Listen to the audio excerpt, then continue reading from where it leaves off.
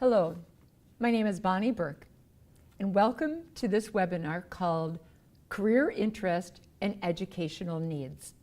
I hope you enjoy this webinar because I'm going to be giving you a lot of information and hopefully some good tools that's going to help you take a look at what type of job do you want, what type of career, and then also, are there educational classes, certificates, degrees that you may need in order to work in that career? So these are the things that we are going to do during this class. We may not have time to complete all of this, so my challenge to you is to take your homework home and complete it. So I want you to be able to complete a career interest assessment. So we're going to start that during this webinar together. I want you to be able to create a career goal. Basically, what I want to do when I grow up, so to speak. I also want you to be able to begin developing a career plan, and then together we are going to explore different options for educational needs. For an example, if you feel you need to brush up on your math or reading skills, I'm going to share with you some different options. So those are the 4 things that I hope that you will take away from today's webinar. On your note page, I have spaces for you to take notes, and I also have a few questions on this note page that I would like you to answer and fill in as we go along. On the next slide, you will see 3 triangles. In each triangle is a common statement. Most of you will have heard these statements before. Maybe some of you haven't. I'm going to give you 30 seconds, not very long, to read each statement, then to memorize the statement. After the 30 seconds, I want you to turn your paper over and in reverse order, write each statement. Okay? So you're going to memorize the statements. I'm going to give you 30 seconds to read and memorize them. Then I want you to write in reverse order what you just read. Got it? Go ahead, 30 seconds.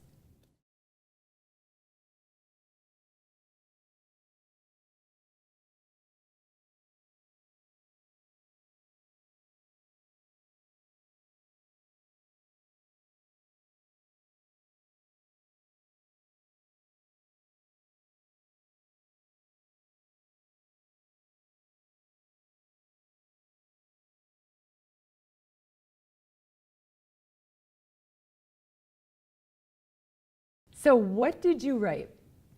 What's in your triangles? What would have made this activity a little bit easier? Can you relate this at all to preparing for a career? Look again at these triangles.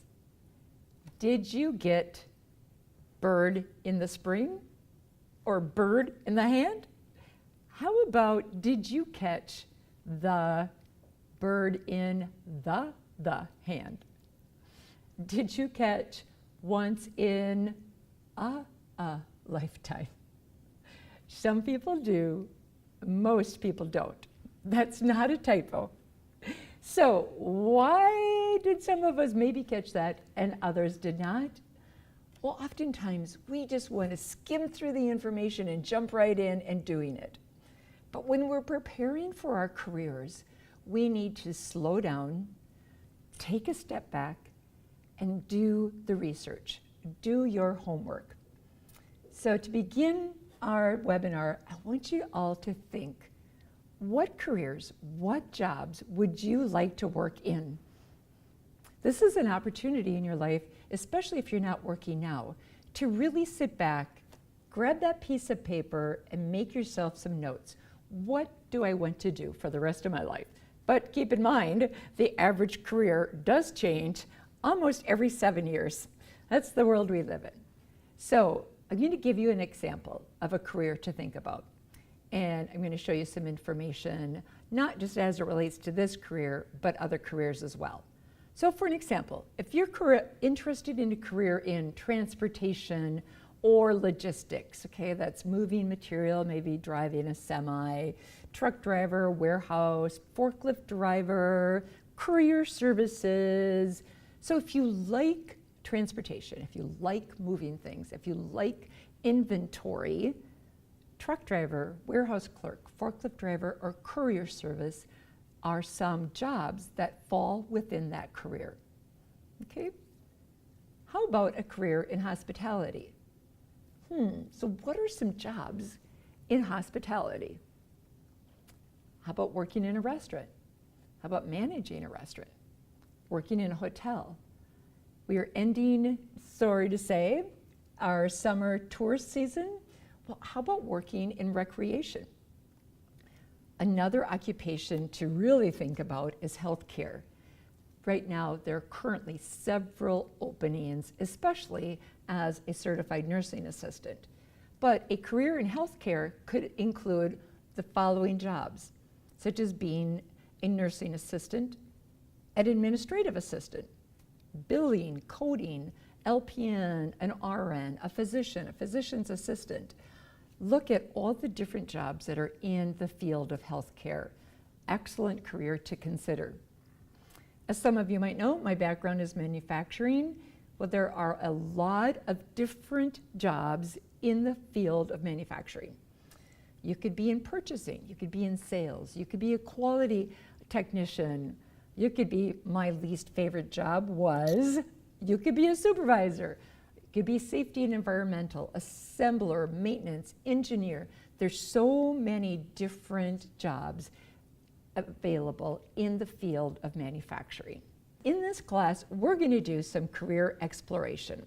That's what we just started with by looking at careers in healthcare or careers in manufacturing. There are many, many things that we need to consider.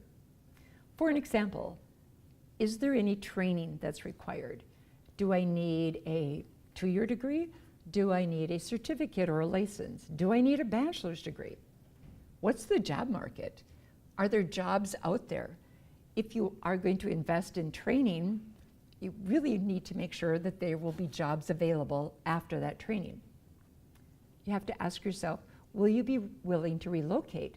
If you're choosing a career and the jobs are not available in the area where you live, that may not work.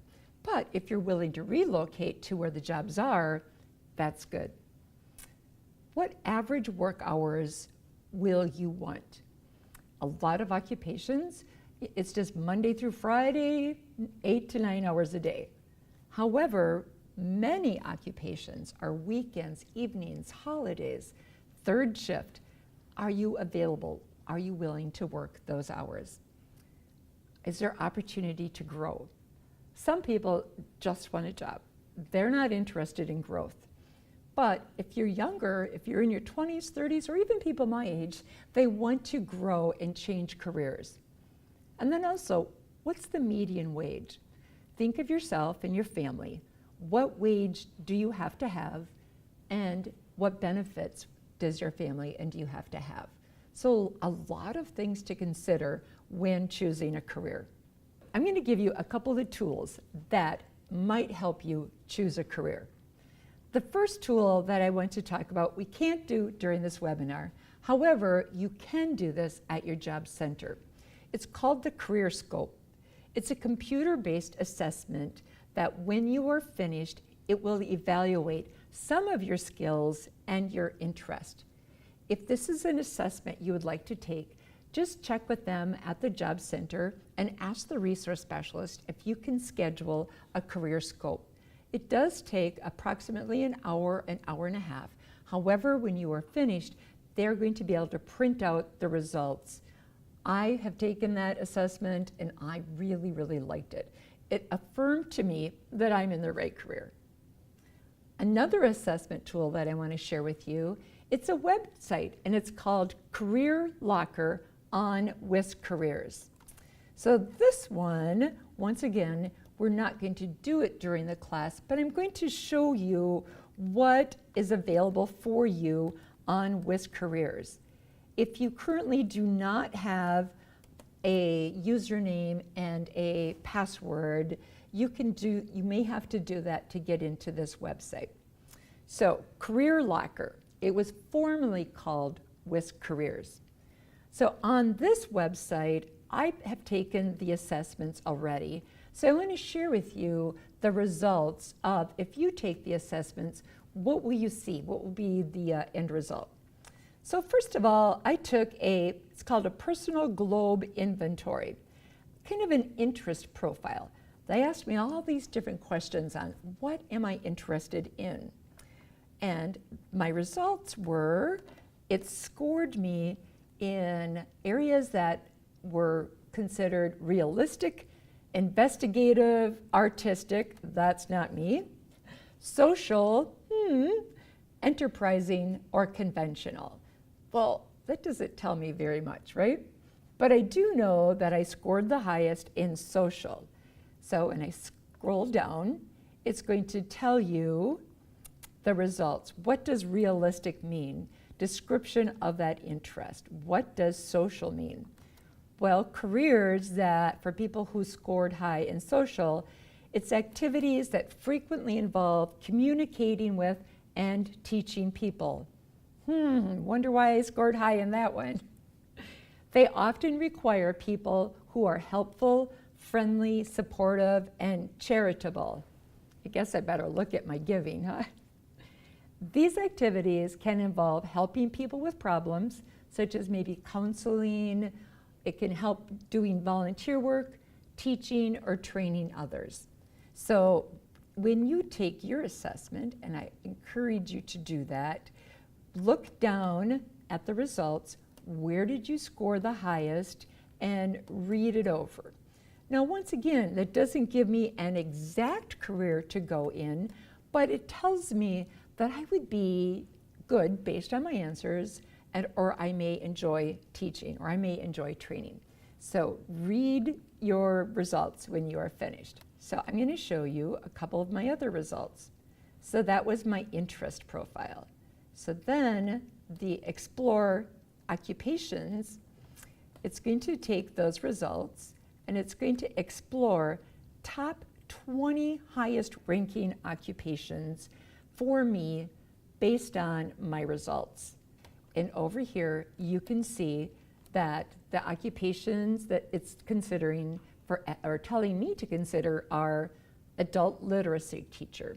So that would be a teacher who would work with people who needed to brush up maybe on their reading or their math. Alcohol and drug abuse counselor, an art therapist, an athletic trainer. Oh, that's not me. I need a trainer. Counselor, a clergy, a community organization worker. So I'm going to click on adult literacy teachers. And what does this occupation do? That's why I love this assessment. It just brings you deeper and deeper into a description and more information.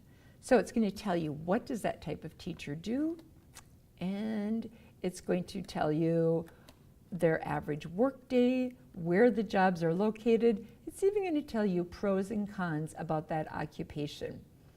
So WISC Careers was the old name for this assessment, and now it's called Career Lockers. You can spend time on this website exploring not just career assessments, but education. You can do some job searching and even budgeting. So I really encourage you after this webinar to go log into Career Locker. Initially, try it at the Job Center, because if you have problems at all creating an account, they can help you in the resource room with that. So we've talked already about career scope. Once again, you have to schedule that at the Job Center with a workforce resource staff. Or the second one that we've talked about is Career Locker, which formerly was called WISC Careers. So two really cool tools that you can do to assess your career interest. But now I'm going to give you a third tool. This tool we're going to start during this webinar. I really like this one. Number one, it's paper and pencil. Maybe it's old school, but it's called a Career Cluster Interest Survey. I hope you have this handout in front of you. For some reason, if you don't, hit pause and go ask the resource specialist to print this out for you.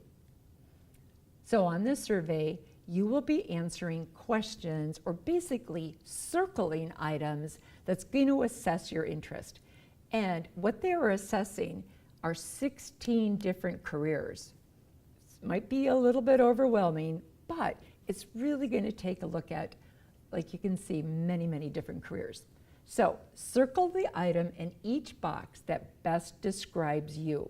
You can circle as many items as you want or as few as you want. You may make, once again, don't spend a lot of time on each option. Typically, if we go with what comes to our minds first, it's like, oh yeah, I'd like doing that. Oh, I wouldn't like doing that. So circle the items that you are the most interested in. When you are done circling all the boxes that are in each category, I want you to add up the number of circles in each box. So when we may not have time, like I said, to do the entire 16 during this webinar, but I am going to give you at least a minute, maybe two at the longest, to at least work on the first 2 to 3 career boxes. So if you have questions, once again, hit pause and go ask a resource specialist.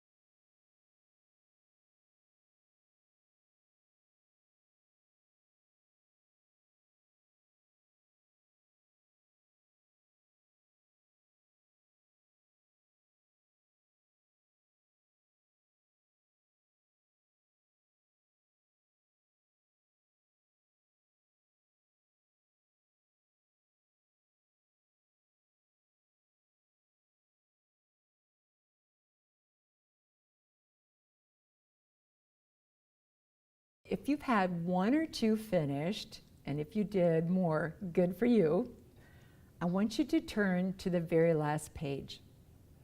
And looking at your highest scoring career, look at what career matches that. So which one so far is the highest for you? I hope it kind of opened your eyes a little bit. Granted, I know there's several more that you need to finish, and I'm going to encourage you to finish this after the webinar or take it home with you. Because this is, I feel, one of my favorite tools to help assess, what do I want to be when I grow up? Okay, so now that you know the career, when you are all finished, what do you do next, right? Okay, so maybe I like agriculture, maybe I like teaching, but what do I do next? Well, these career clusters actually are on a website called ONET. And I'm going to show you on ONET what an occupational or a career looks like. So I'm going to pull up my ONET, do a search for career cluster, which I already did, and you will see this drop-down box. All of these careers are the careers that are on the assessment that you just took. So for an example, if you scored highest in the career cluster's health science, all of the different occupations that would be good for you based off of your career cluster score are in the health field. But look at all the different occupations in the healthcare field. Wow. Everything from a biologist, clinical data manager, natural science manager, pharmacist, that's a lot of training, ambulance driver, athletic trainer, cardiovascular technician. Most of these occupations, until I've been on ONET, I had no idea even existed. And this list goes on and on. So definitely I know what a medical assistant is, and I'm going to click on that one. I do know that a medical assistant is typically a 2-year degree.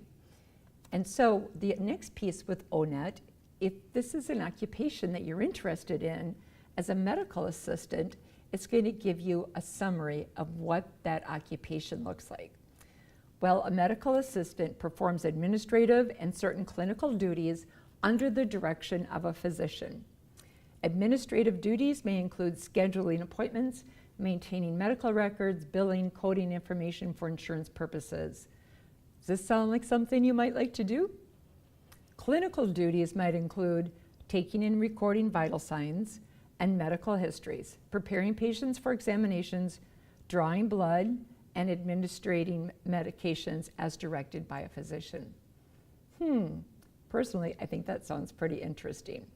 You can find out more about any occupation, and our example here is just medical assistant, just by scrolling down.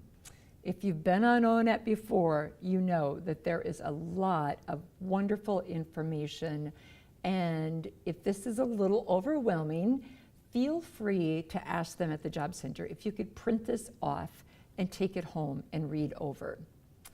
The other piece, and we're going to talk about this again in a little bit, but notice over here it has this bright yellow sun and it says a bright outlook. Well, a bright outlook, I'm going to talk about that in a slide soon, is a career to pay attention to, and I'm going to tell you soon why. I hope you have a lot of fun by doing that. It does take time, but if you're like me, you are going to be able to see several different careers, several different occupations that you may not have even thought of before, and pay attention to the stars and the bright outlook. Good. So one more tool to help you assess your career interest. So career summary. What does this occupational do? What are the required tasks, the tools, the education, and wages? Once again, you're going to find all that information on ONET. onetonline.org. I'm going to give you a few more examples. Going back to our career cluster, if you scored highest in the hospitality and tourism cluster, well, this is a few of the jobs that may be available. You may be really interested in being a chef or a cook, and you could be a waitress. You could be a manager of a restaurant. You could run a tourist. I think of Wisconsin Dells in the summertime. That's what comes to my mind when I think of tourism. But on ONET then, compare the tasks, the skills, and the wages of the occupation that interests you the most. And then the next step, and we're going to talk about this a little bit later on in this webinar, is what are the educational requirements? It's a really important part of career assessment. I'm going to give you one more example of a career cluster. I like this one, and I chose this one because I grew up on a farm. So if you scored high in agriculture or food and natural resources, if that was your cluster, wow, what jobs fall under that? Well, I know what agriculture would be, but food and natural resources. You could be a food scientist. You could be a food buyer, or you could be a sales representative, or veterinarian technician also falls under this career cluster. So kind of a fun one. So looking at your top career cluster, how do you know if there are job openings in that field and in the location where you want to live? To me, that is so important. Are there job openings, especially if your occupation requires you to go to school? When I first decided to go back to school, I was an adult. I had 3 children. I was almost 40 years old. but I thought I needed a change of career. I knew I physically couldn't work that hard the rest of my life. So when I went back to school, my original degree was in elementary education. Education, right? I love kids. Well, when I got 2 years into my degree, and this was a 4-year degree, the outlook for teachers is when I very first started to pay attention to them. After 2 years of school, yes, I should have done that when I started. So that's why I'm telling you my personal story. After 2 years of school, lots of time, lots of money, I then realized, oh my goodness, at that time there was little to no job openings in elementary education in the area where I was living. Because of my family, I knew I couldn't relocate. Whoa, so back to the drawing board, more money, more time, but I did choose finally a career where there were job openings and it was in my area that I could live and work. So remember I showed you that little bright star and the term bright outlook? But when you're on ONET, those are the careers that are expected to grow rapidly in the next several years. They will have a large number of openings, not just now, or new openings, or this might even be an emerging or a new occupation. So this information is pulled from statistic by the Federal Bureau of Labor. So it's not just somebody thinking, yeah, this would be a good job for you. I think there's openings. This Bright Outlook rating is based off of statistics. So if you want to go back to ONET, they even have a section of ONET that just lists all the careers that have bright outlooks. Might be another place to start as well. So I just want to do a quick review about career and career assessments before we move on to the educational piece of this webinar. So can you name 2 resources to help you choose a career? I hope you can. Did you get WIS Careers or Career Locker? Or the one that's right in front of you, Career Cluster? Or you can schedule the assessment at the job center, which is called Career Scope. So lots of good resources. Or you can even speak with a counselor at Workforce Resource at the job center for some assistance. So in choosing a career, what things should you consider? Number 1, are you interested in it? Is it something that excites you, that you have passion for? Are there jobs in that area? What does that career pay? Also look, is it a career that I'm going to physically be able to do 5 years from now, 6 years from now? So take the time, do these assessments, and then look at a career that's going to be good for you and your family in your future. So a few other resources I wanted to point out before we moved on that may help you choose your career.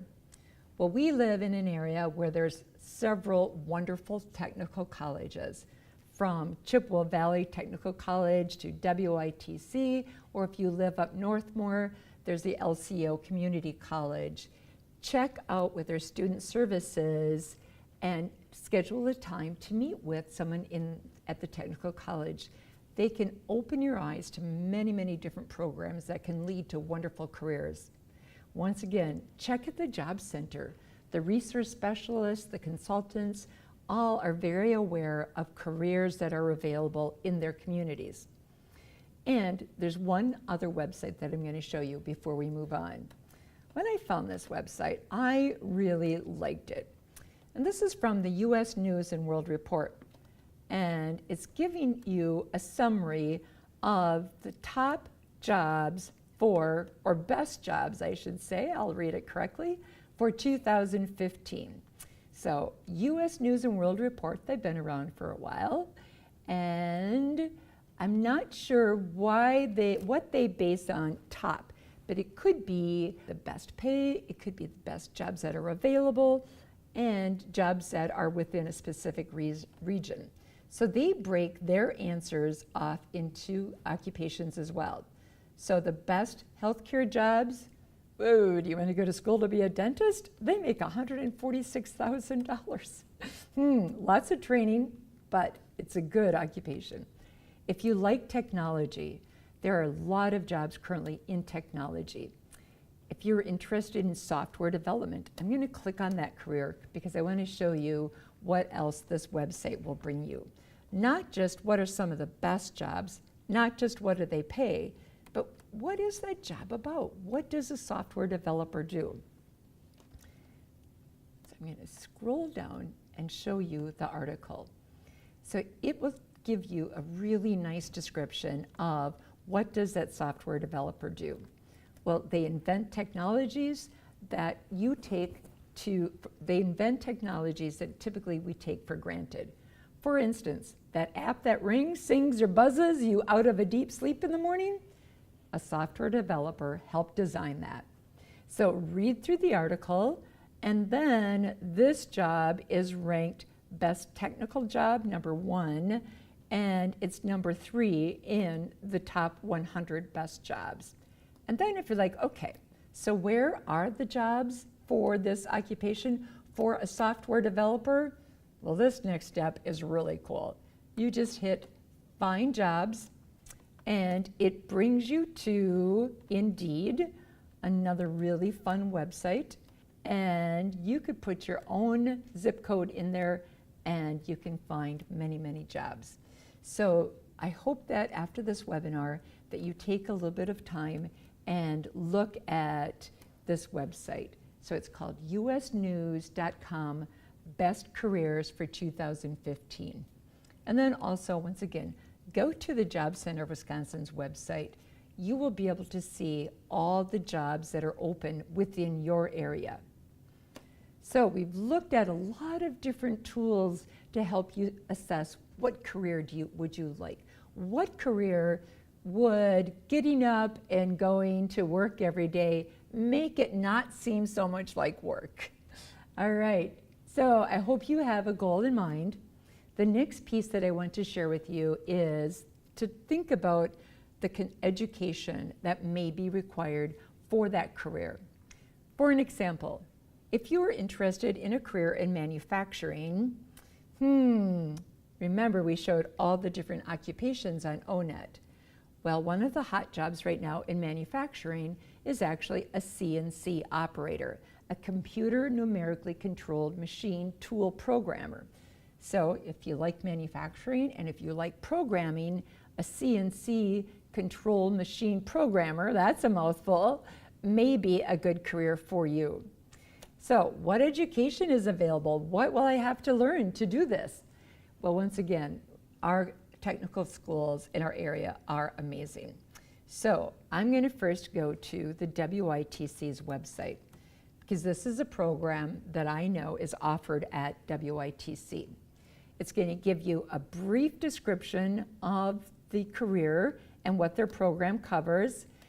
Then you can look at administration, what is it going to cost, what's the career overview, what's the career outlook. But the other piece that I like about their website is that they have videos. And each of their programs, there's a short video that you can watch. So this one has a short video on being a CNC machine tool operator. And all you have to do is click on the box and the video will come up. And as you can see, this one is only a minute long. Kind of a nice way to listen to people who work in that field and also people who have obtained their degree at the technical college in order to work in that career.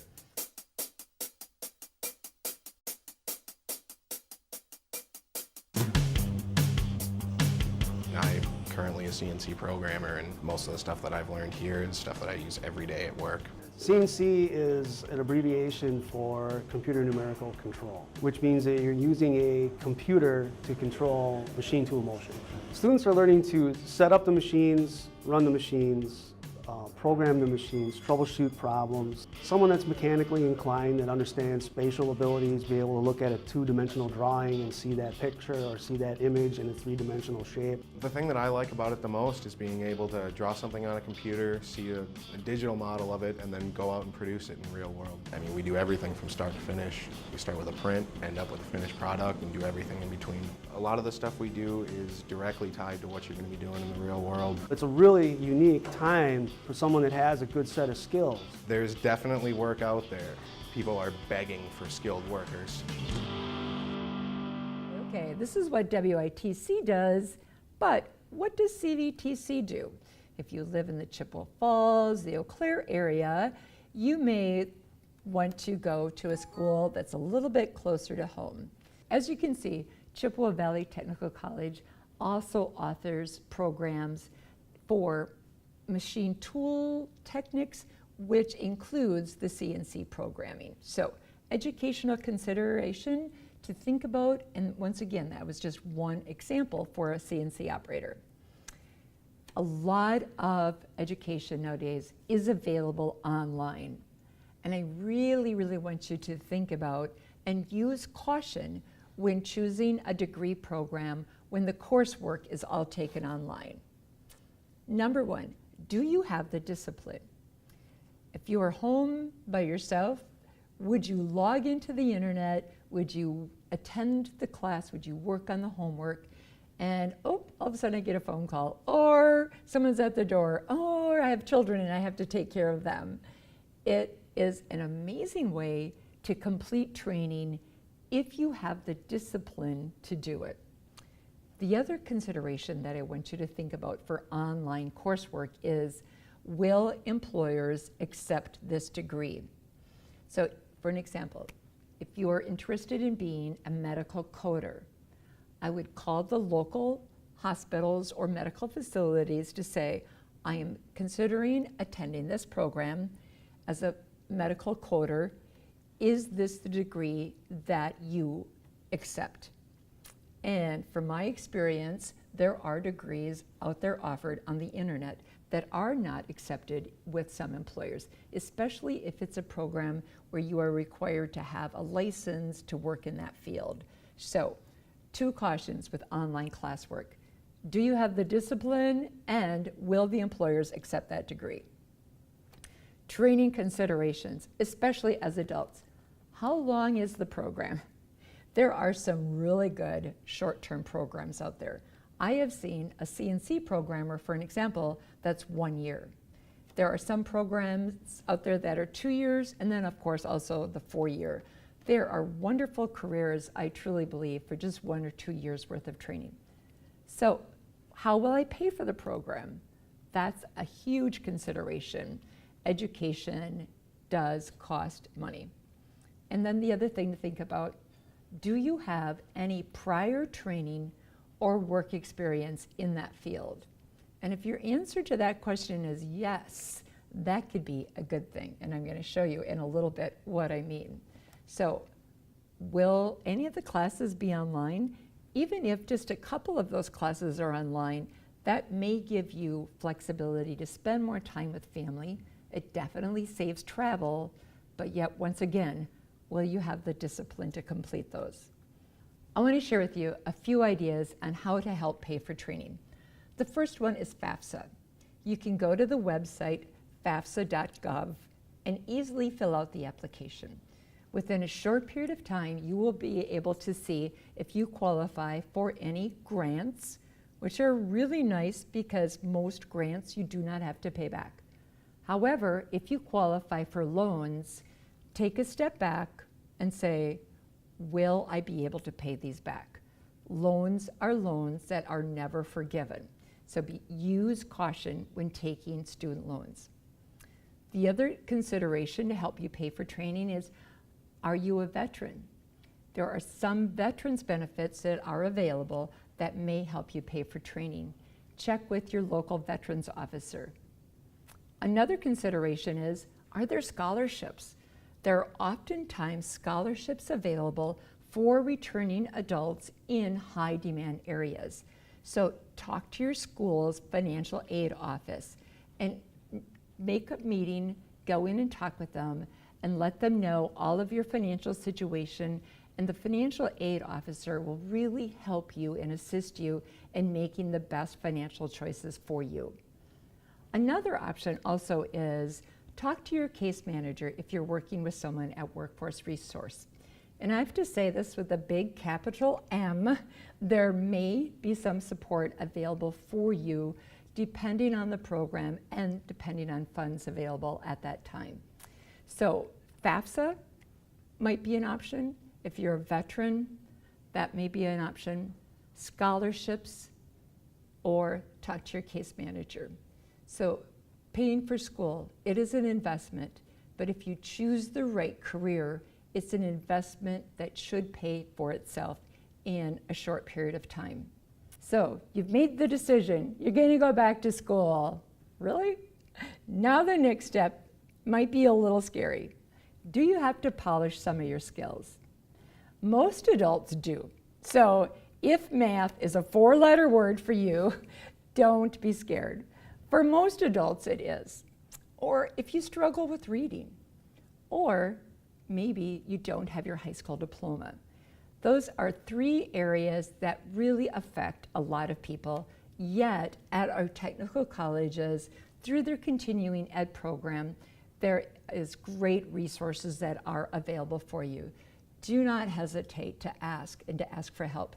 I know at our local job center where I work, every Friday, a teacher from WITC comes on site. She's there probably for 6 hours every Friday, and she works with adults and helps them with their reading, the math, and then she helps for those of them who need it to prepare to take the test for their GED. So don't let that worry you or make you scared. There's help out there available. But for those of you who like using the internet to polish some skills, these websites are very, very helpful. The favorite one that I have, because I've used it a lot myself, is actually called GCF Learn Free. GCF Learn Free, you can learn everything on there from how to use a computer to how to polish your math. Khan Academy is another one. I've used this just briefly. However, Khan Academy is also free. I know a lot of teachers recommend this website. Another resource is to look up an agency called Literacy. Most counties have literacy volunteers, and they are adults that will help you work one-on-one polishing, and especially your reading skills. But once again, do not hesitate calling your local technical college and asking to speak to someone about their adult services. Adult services are free. Yep, you heard me. They are free. So make that call and go on into the technical college, and they can help you out. They will have assessments that will be able to assess where are you at in reading, where do you need to polish, or if it's math, what level of math are you at, where will you need to polish.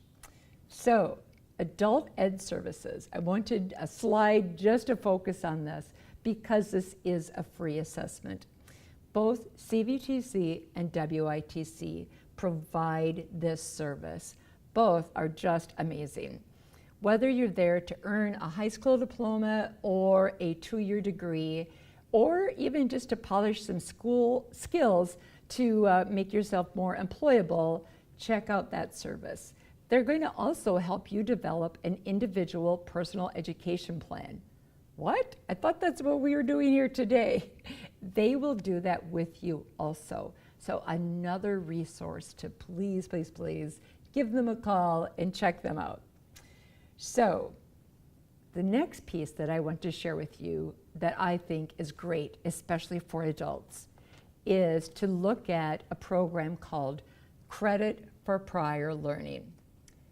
Do you think back of your world of work? Do you have work experience in a specific field, and do you have any prior training? I'm going to use myself as an example because when I went back to school, I had already worked for many, many years. I had done a lot of training in my job. In fact, I had done a lot of training as a volunteer. I did volunteer work for the American Red Cross. So I was able to take those years of work experience, the training that I had completed, along with several other certificate programs. I was able to put them into a portfolio. It took me a while to put this all together. I was able to present this to a board, and they approved it, and I was able to earn 8 college credits because of my prior learning and prior experience. Now, I'm not going to guarantee you'll get 8 college credits. However, it works. I recently completed a class at Chippewa Valley Tech called Credit for Prior Learning. And I'm going to bring up their website because I really encourage you to check this out. So depending on the occupation that you're looking at, go to CVTC's website to check this out. Credit for prior learning is an option if you have previous work experience and previous classes that you may have taken and previous volunteer work that relate to the program that you're enrolled in, or that relate to some classes that are within the program you are enrolled in.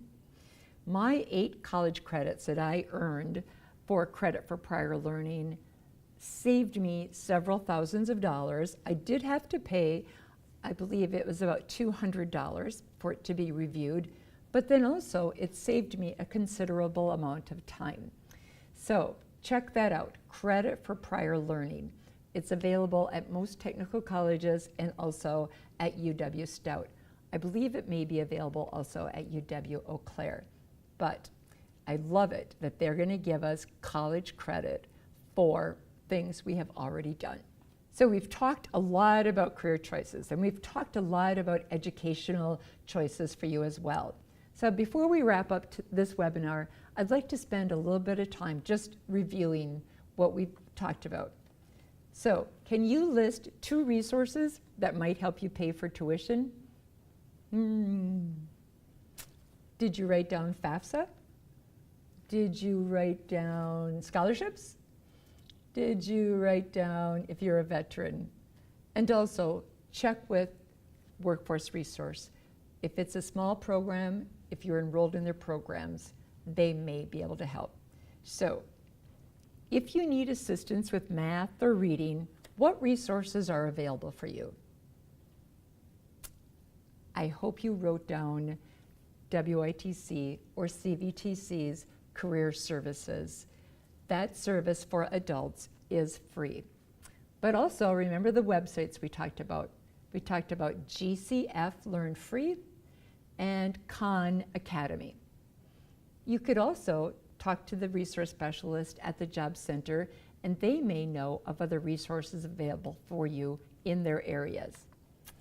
All right, online training offers flexibility, definitely saves you gas from having to go to school, yet what should you consider? What did I caution you for? Well, I hope you remembered to really think this through.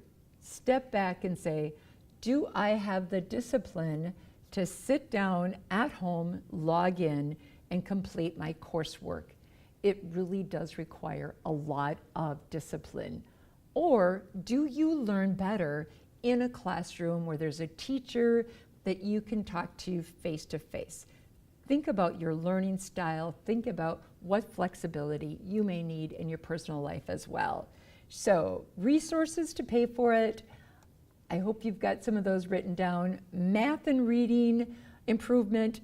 I think we've talked about the technical schools, and always, always, always think about, can I do the online class?